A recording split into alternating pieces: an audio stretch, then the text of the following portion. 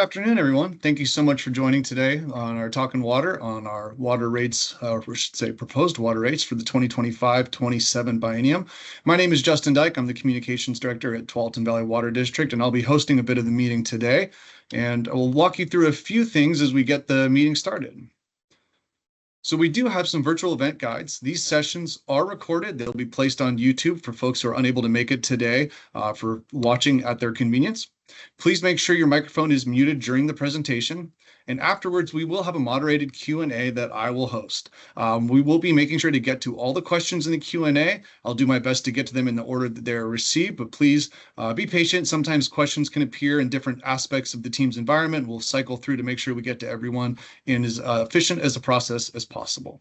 Now, having said that, the questions in the Q&A are not a part of our official public record. So if you do want to have an official comment for the public record for our elected Board of Commissioners to review, I would encourage you to go to tvwd.org/rates. At the bottom of that page, there is a form you can complete for your official public comment on the rates proposal.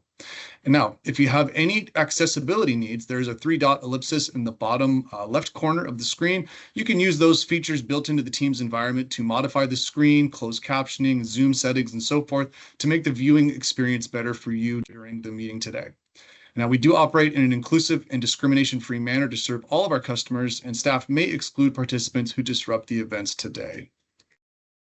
Today, you'll hear from our Chief Executive Officer, Paul Matthews, our Willamette Water Supply Program Director, Dave Kraska, our Water Resources Division Manager, Joel Carey, and our Chief Financial Officer, Justin Carlton. And without any further delays, I'd like Paul, our Chief Executive Officer, to take control of the slides and get started with today's presentation. Well, thank you, Justin. First, I'd like to thank everybody for joining us today for our Talkin' Water event.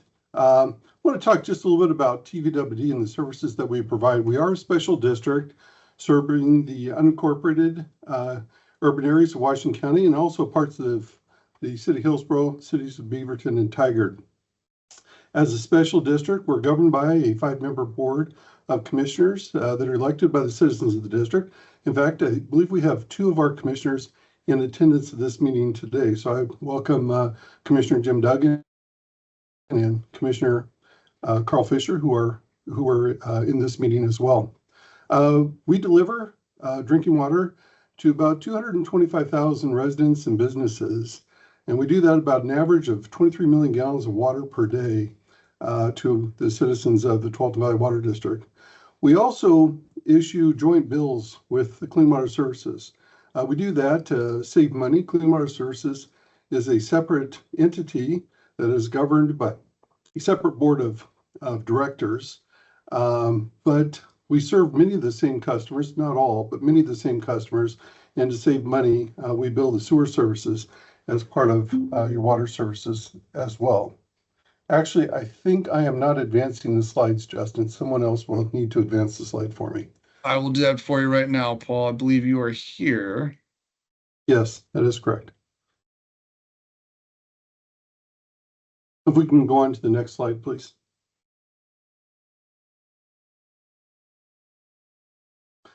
So we do endeavor to use all the resources that customers provide us in a very wise manner. And what you see here are some of the events in the past fiscal year that we've done. So first of all, we've maintained 765 miles of pipe, 5,481 fire hydrants. Of course, the fire hydrants, the pipes are important to protect us from fires within the district. We collect more than 6,000 water quality samples to ensure that our water is better than the standards, any of the regulatory standards that we have. We provide 8.1 billion gallons of water last year to our customers. We've invested $26.5 million for capital inside the district, and you'll hear more about our Willamette Water Supply Program. But in addition to the $26.5 million of capital here at the district, we've also invested $165.7 million in the Willamette Water Supply System, the new water supply that we're building with our partners for the Tualatin Valley. If you could go to the next slide, please. So the water bills that we send out, we present here a graphic that depicts the percentage that goes for each of the items I mentioned. So we invest about 36.5% in infrastructure. Obviously, that's been a big part of the district's efforts over the past 10 years as we've been working on delivering the Willamette water supply system. And we are coming to an end of that big construction program. 13.5% to buy water from the city of Portland and from the Joint Water Commission. When we stand up the Willamette water supply system, our purchase of water there will show up as purchased water as well.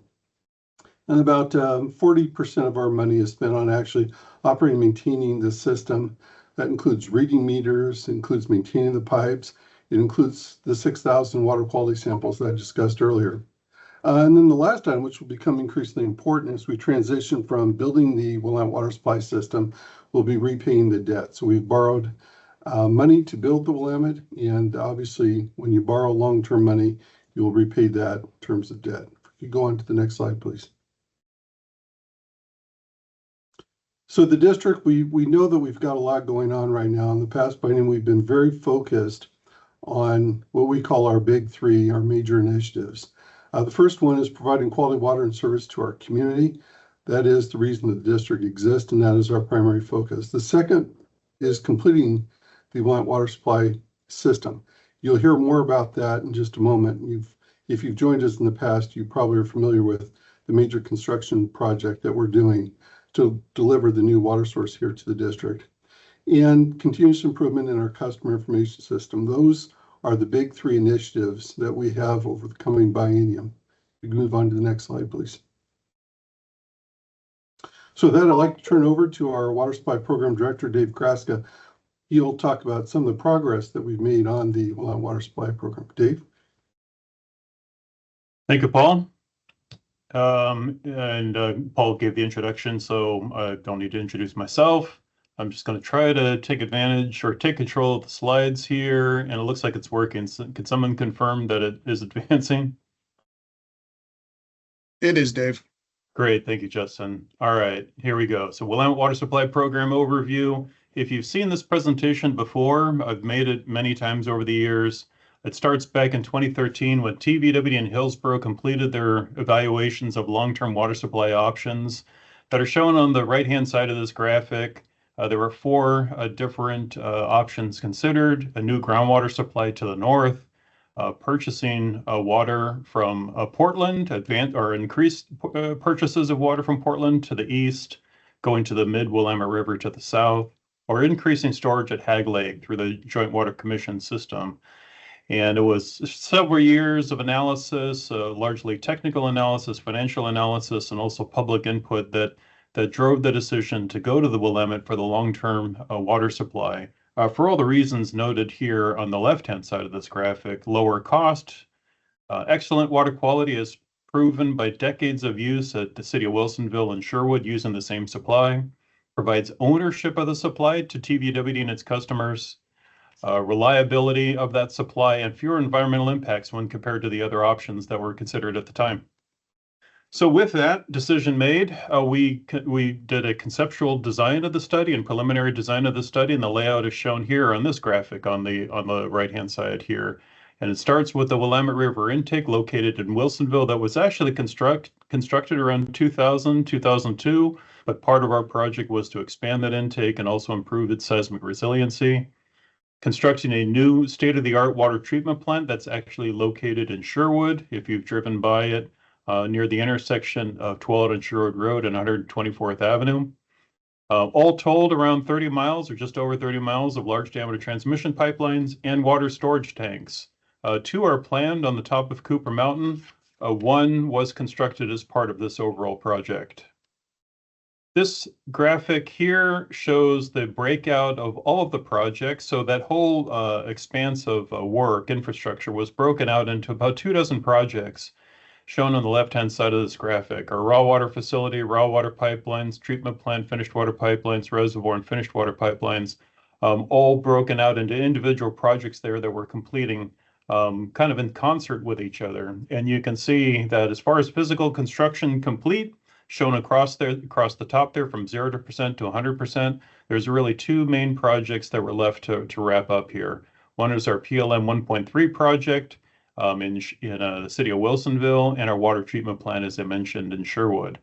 All of this is on track to complete next year.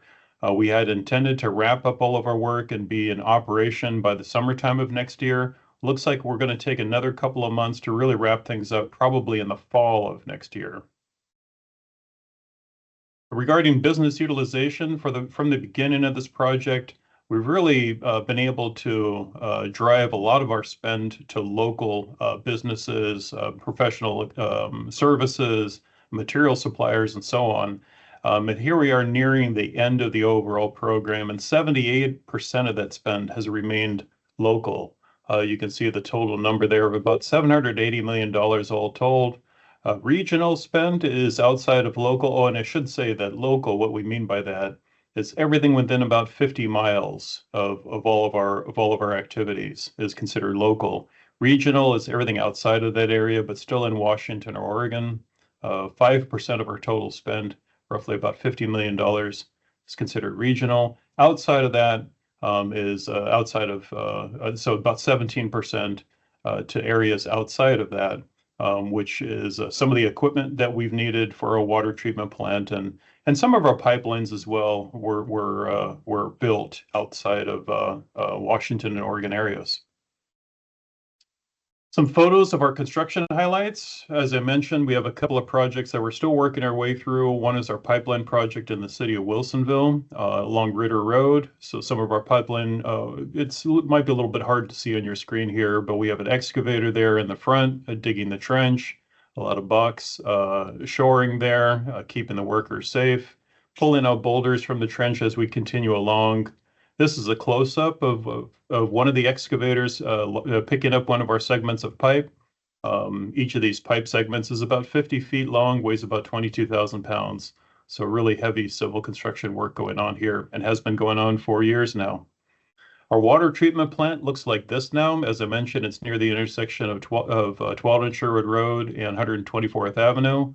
And we're about 70% complete with this facility. So the exterior of it won't be changing so much. There's a lot of work going on the inside now, finishing up the mechanical and electrical connections to make it operational in a number of months. With that, I'll pass the presentation on to Joel Carey to talk about some of the water quality issues coming up. Joel, I'll let you take control. Thanks, Dave. Give me one sec here. There you go.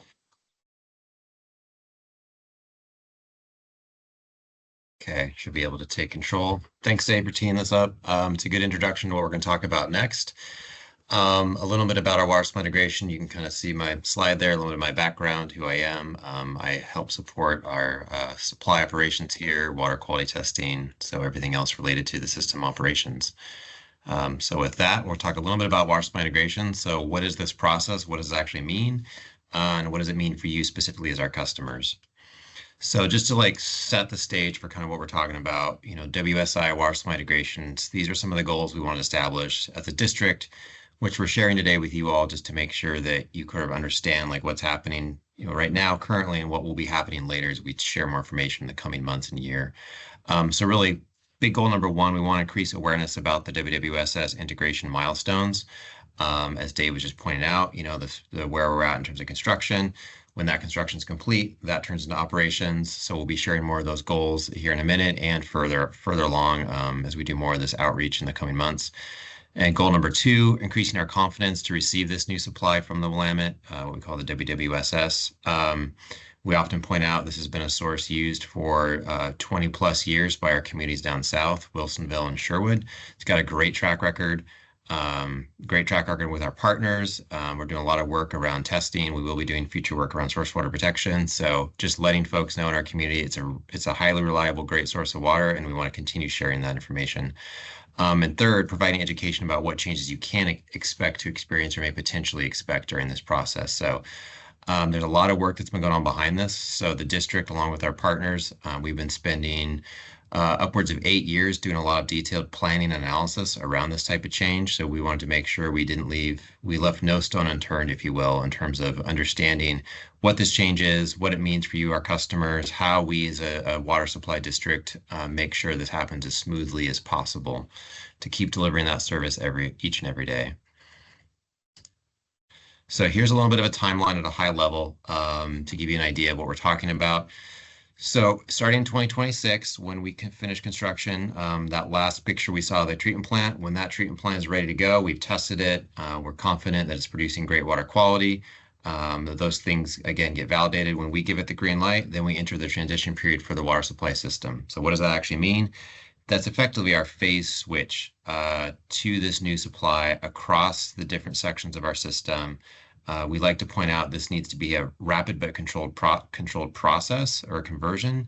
What does that mean? That it really just means that, we're watching every step of the way. We're controlling the valve, the sequencing, making sure we know where the water's going throughout our system in a controlled manner, but also doing it quickly, because that's what will make for a successful transition during this process.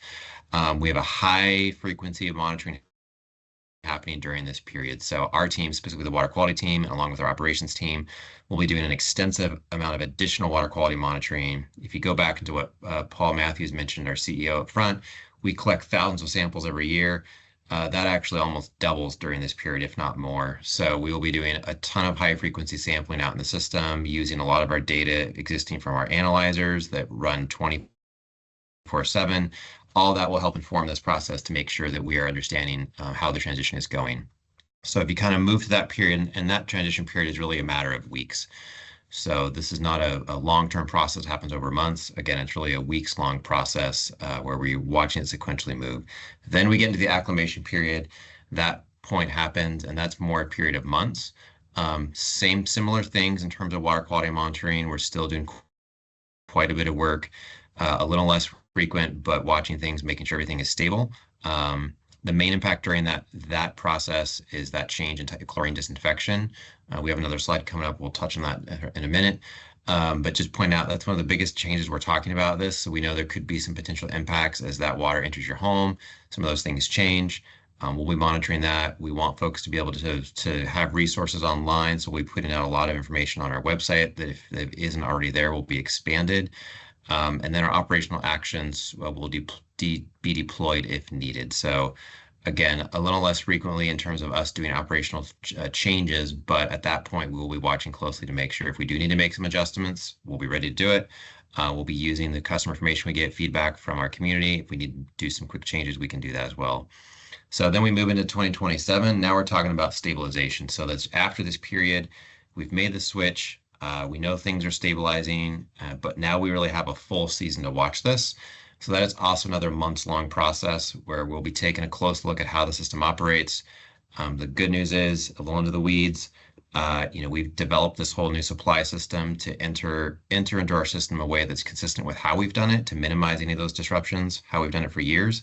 But nonetheless, the stabilization period will give us a chance to really take a look at how things are operating with our new supply, making those adjustments as needed.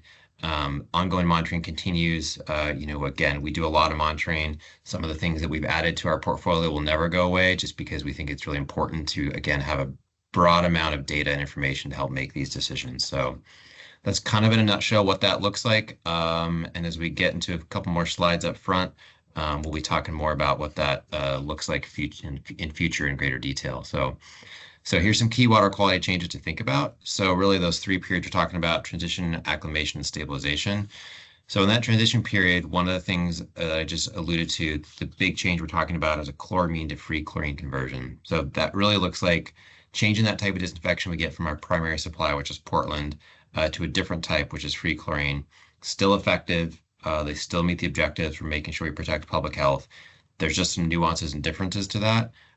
Which is what we'll be closely monitoring to make sure we make that switch quickly, effectively, and as we monitor and use the data to help inform us if we need to make any operational changes. So acclimation period, I already kind of mentioned it, but one thing to point out that's important for our customers. So there will be periods of building and home plumbing changes. So at the district, we're doing a lot of this work on our end. We're doing a lot of preparation in terms of flushing our system right now, flushing our integration. our system is a lot like a home plumbing system in many ways. So what we're asking folks when we're sharing more of is during this time frame, it is important to keep track of that. We'll ask folks to flush out their system as we make the conversion. So there may be a period of acclimation, especially for older plumbing or specifically for older plumbing, just to be aware of. And again, as I already noticed or pointed out, the potential differences in chlorinous smell and taste. So that's one thing that could happen. We are very fortunate in this region to have lots of excellent supplies of water, our existing Portland supply, our JDBC supply, and our new supply. All of the supplies, again, as I just said, are fantastic supplies, great tasting. We've done taste testing, so we're not expecting these to be dramatic shifts. It's just during this acclimation and transition period, some of those things could become noticeable. So, and then the long-term part of this that's great is that we've got better, improved long-term stability with our new supply. We have lower levels of organics because of the new treatment plant. It's a fantastic treatment plant. That picture you saw earlier, there's multi-barrier, state-of-the-art processes in that plant that will really help us long-term as a district supply our community with high-quality water and even more stable water in the long run. So some major benefits when we get through this process that we want to point out, and you'll hear more about that in the coming months. So what's next? As just pointed out, in early 2026, we'll be hosting more in-depth forum. We'll actually dive a little more into the details about the integration phases. So exactly, what parts of our system are happening in sequential when. Again, we're talking about 2026. As we get closer to those dates, you'll get more information around when those periods will be happening once we know the treatment plan is ready to go. We'll talk a little bit more about water quality details, some more information, diving into what that actually looks like in terms of levels. For those of you that may be interested for whatever home things you have, hobbies or interests, whether it's home brewing or you're concerned about your fish tanks, things like that nature, we can provide those details, and we will be providing those details as we get into 2026. We'll talk a little bit more about those actions that TVWD is taking. I think that last slide you just saw, there was a picture of somebody flushing. Those are some of the things that we'll be doing in greater frequency as we get to this period. So we'll talk a little more about that. What you can do to be informed, our website, resources online that we'll be posting out. Again, information we want to make sure you're all aware of and can utilize and leverage, and how to report issues even during this period. So the key takeaway is we want to hear from you during this period. If there are any concerns or issues, we want to be able to address those. Again, so just stay tuned. More to come on this topic. We're excited to share all this information with our customers and look forward to any questions we might have about it. So with that, I'm going to hand it over to Justin to take control of slides and talk about our current updated rate process. Thank you, Joel. Appreciate that. So good afternoon, everybody, and thank you for your time this afternoon. Just to get into a couple things here. So we take our fiscal management responsibilities very seriously here at Tualatin Valley Water District. Some examples of that is in ways that we've saved customers money is first off in terms of managing our operating expenses. In this last biennium that ended June 30, we managed our operating budgets to generate 13.1 million in savings, so coming in below budget for that period. That's a preliminary number. We haven't finished our annual audit yet, but pretty good data source there. Additionally, we try to balance our capital improvement plan to align with the district's cash flow. Some examples of projects that we've deferred in time so that we can better balance along with our available resources are when the treatment plant bids came in 2020, they were significantly higher than what we initially anticipated. And so to balance the cash flow, we deferred a reservoir tank that was part of the plan project, as well as a pipeline. Some other examples, we've also delayed our automated meter infrastructure project, which some people refer to as smart reading to better align with the district cash flow. So we really take a look at the available resources and try to balance the higher priority projects with what's available. As Paul mentioned, we also look for economies of scale by partnering with other agencies. So the example that Paul gave was our relationship with Clean Water Services, where we're separate entities, but because we have a significant amount of customer overlap, we do joint billing with them, and they're actually a joint owner in the billing software that we actually implemented a couple of years ago. Additionally, we partner with local agencies on specific projects, so like working with the county if they're doing a road project where we can do some of our pipeline work in conjunction with them. Not only does that save costs, but it also reduces the construction impacts on the community. But probably the most significant example of where we achieve economies of scale would be our relationships with cities of Hillsborough, City of Beaverton on the Willamette water supply system itself, as well as the Joint Water Commission, which is jointly owned with those agencies and the cities of Forest Grove. And then lastly, we do look for other resources to generate revenue so that we're not entirely reliant on rates. So in the last biennium, one of the things we've been able to do is take advantage of an adjustment to a draw schedule on a federal loan that we have called the WIFIA loan. And that was able to generate us $29.4 million in interest earnings over this last biennial cycle. Additionally, we've received some federal and state grants totaling about $22 million in the last biennium.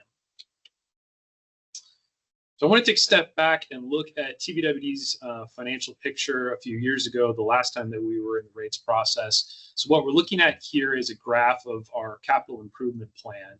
And so the blue series is our investment in the Willamette Water Supply System, or the WWSP, so the Willamette Water Supply Project.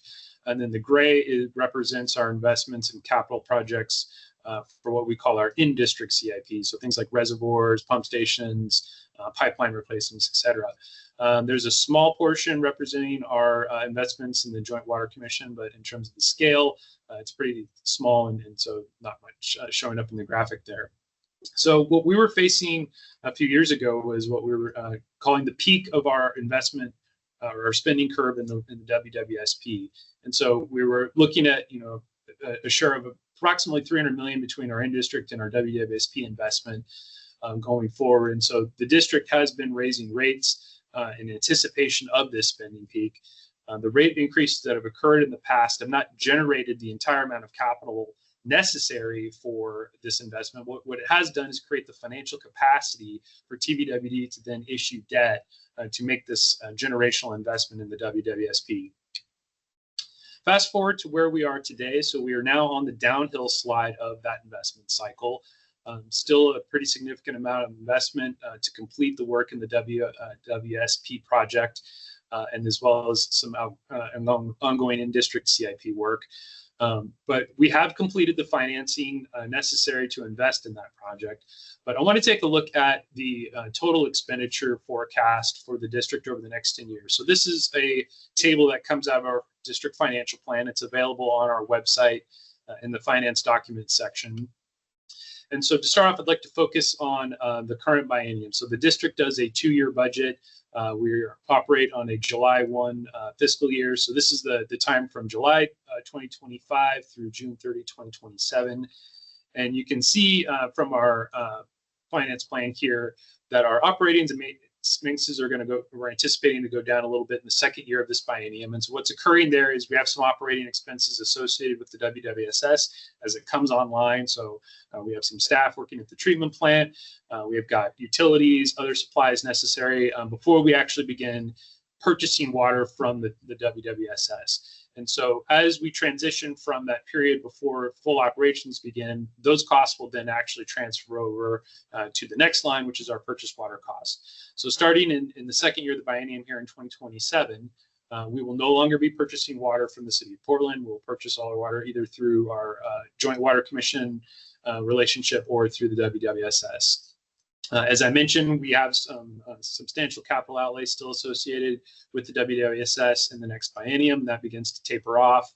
And then we do have the anticipation of some reserves being built up over the first part of the 10-year forecast, which eventually we'll then use to draw down on those reserves for our capital outlays necessary over the next 10 years. And then lastly, the last line is our debt service component. So you can see here in the current biennium, the debt service is a lower amount than out in the future years, because the way that we had crafted the debt is a lot of it is interest only initially, and then actually the majority of it is deferred until after the project is completed. And so looking forward into our next biennium, we then begin our debt repayment period where we'll be paying the full interest as well as principal amounts on the debt service. So we're transitioning to that period of paying back the loans or the debt that we've issued to invest that capital in the WWSS. and we'll continue to make those debt service payments until it's fully retired in 2061. As it relates to the rate adjustment, so that 10-year forecast, as I mentioned, is part of our financial management cycle. In addition to that, we also do a 2-year budget, and then we propose rates based on the 2-year budget. But we do have a rate forecast that aligns with that 10-year financial plan. What we were looking at with the last financial plan that we had during the last budget cycle, proposed rates, was we were anticipating an ongoing rate of inflationary value of about 3.25%. As we refine that going forward into our current budget cycle, we're now looking at rate increases of 3% going forward. And as we go into the next budget cycle for the 28 and 29 years, we will continue to update our forecast model, continue to incorporate any new information we have, revise our budget, and adjust the proposed rates in the next biennium accordingly. How that 3% translates into our current charges. We're highlighting here the 5/8 inch meter. So most of our customers have a 5/8 inch meter. We're presenting the information on a monthly basis for comparative purposes, but keep in mind that our residential customers do receive a bi-monthly bill. So the current monthly rate for a typical customer on a 5/8 inch meter is $30.47. And then proposal to increase that by 3%, so going up to $31.38 effective November 1st, 2025, and then subsequently the following year, another 3% going up to $32.32 per month for that monthly fixed fee. On the volume rates, similarly 3% increases. So our current rate is $10.08 for the Block 1 rates. Residential customers are charged Block 1 for an allowance up to 28 units, or CCFs, which is 100 cubic feet or 748 gallons. So for the first 28 units in the bi-monthly billing period, those would be billed at 10.08, moving up to 10.38 and 10.69. And then for the Block 2 threshold, once you've gone above that, going from 14.36 to 14.79 and 15.23. So still roughly about 1.5 cents per gallon going forward. What that would look like in terms of an impact to the overall bill for a typical customer. So we use 7 units per month as an example of a typical customer. That is the most common bill that we issue here at the district. And so looking at where we're currently at, what we see here is a proposed monthly increase of about $3 per month for each of the subsequent years effective November 1st. Below what we're showing is for our customers who are enrolled in our customer assistance program, which I'll actually talk more about here in a few minutes. They receive a customer discount of $20.81. So the impact for them in terms of a total bill increase would be $2.40 per month for this next year effective November 1st, and then the following year about $2.50. Looking at a customer that uses above average, so 12 CCF, similar situation, we're seeing an increase of about $4.50 per month going forward. And then for those on the customer assistance program, $3.60 and $3.73 respectively. So one of the things that we've heard from customers last year is what are we doing to assist customers who have affordability issues with the current rate structure. And so effective in this last November, TVWD did implement a new program called this Customer Assistance Program. This came out of advice that we received from our Rate Advisory Committee. And so eligible customers can receive a 20% discount on the drinking water portion of their bill, so both the fixed and volume charges associated with the bill. The sewer bill would be separate, and so that's managed by a separate agency, separate board. But for the water portion only, the 20% discount will apply. To be eligible for the program, you need to be a current TVWD customer, a single-family residential household receiving a TVWD bill directly, and customers who are earning 60% of median household income for Washington County would be eligible, or if you're enrolled in SNAP or WIC or other recognized assistance program. The way the program works is it lasts 24 months.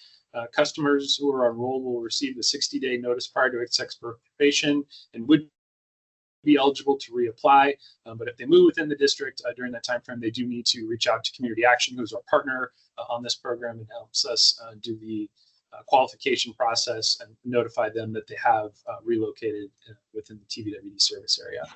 Mm.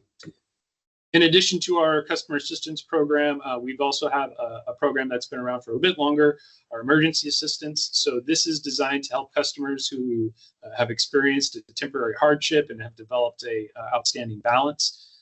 So customers can be eligible for a one-time credit equaling up to 28 CCFs or units of water and the fixed charge associated with that. So using the proposed rates effective November 1st, that would equate to $354. Program eligibility is essentially the same, but the program limits is one use per 12-month period, and that the customer must have an emergency that they're able to state. And so once again, we do partner with Community Action Agency on the implementation of these things.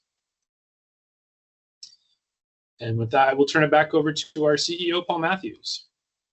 Thank you, Justin. And again, I'd like to thank everybody for attending this Talkin' Water event that we have focusing on our rates. I want to assure you that we do focus very carefully on the three items in this biennium that we're talking about here. First, providing quality water and service to you as our community, completing the Willamette water supply system, and continuous improvement for our customer information billing system. So those are the things that we are going to be working with most closely during the coming biennium. With that, I'd like to turn it back over to Justin. I'm sorry, could somebody please advance the slide for me?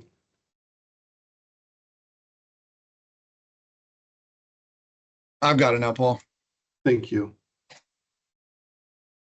Okay, so this is the time now for question and answers. Currently, there is nothing in the Q&A for questions, and I'm wondering if there are any folks in the meeting today that have any questions, whether that's related to the rates proposal or the water supply integration plan as presented by Joel. So if there are any questions either for either of them or for Mr. Kraska or Mr. Matthews, we'd be happy to address those questions right now. However, we are not yet seeing any today.